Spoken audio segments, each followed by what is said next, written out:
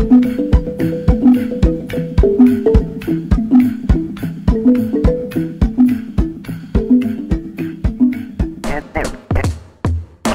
here's a story about being free. Bonjour, aujourd'hui nous sommes sur le lac de Grandlieu, l'un des plus grands lacs naturels de France, classé réserve naturelle régionale, un lieu surprotégé, lieu où intervient 2 fois par semaine entre juin et fin août la Fédération des chasseurs de Loire-Atlantique. Sa mission, ramasser les oiseaux morts pour limiter une expansion du botulisme. On doit faire à peu près l'équivalent de... Il doit y avoir 7 km de berge je crois sur la fondation et donc on doit faire à peu près 3,5 à 4 km par prospection. Elle est malade, les ailes tourmentent, le goût il commence à tomber, il commence à plus avoir de force, il ne peut même plus se sauver devant nous. Donc il va bientôt avoir le cou qui va pencher, puis s'il reste dans l'eau il va se noyer. Mais là comme il était sur le bord, on essaye un dernier sursaut. Il était sur le bord, il y a déjà un corvidé qui est venu lui taper sur la tête pour commencer à le manger. C'est un peu comme la bactérie, la spore du tétanos.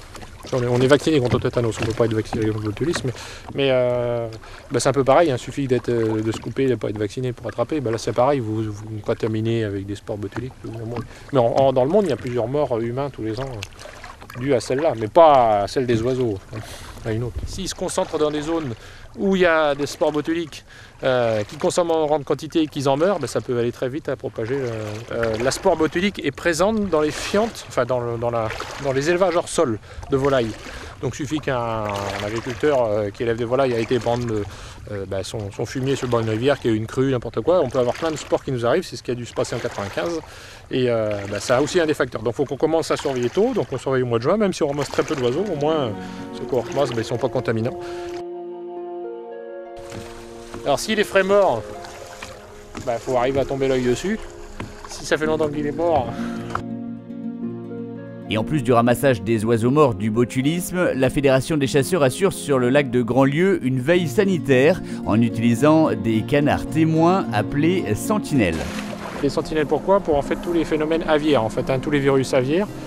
Donc c'est les canards qui ont été amenés, qui étaient indemnes de virus. Et tous les mois on leur fait un prélèvement de sang et un prélèvement cloacal pour savoir à quelle vitesse ils vont s'infecter et avec quel virus. Donc il y a les tristement célèbres H5N1 et H7N7 qui ont fait quelques morts dans le monde, mais il en existe beaucoup d'autres.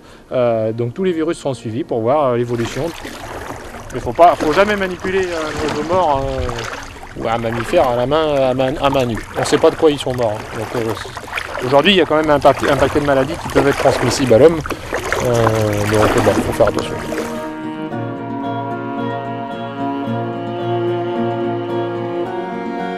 En 1995, année de la pire épizootie de botulisme, plus de 40 000 oiseaux d'eau avaient péri.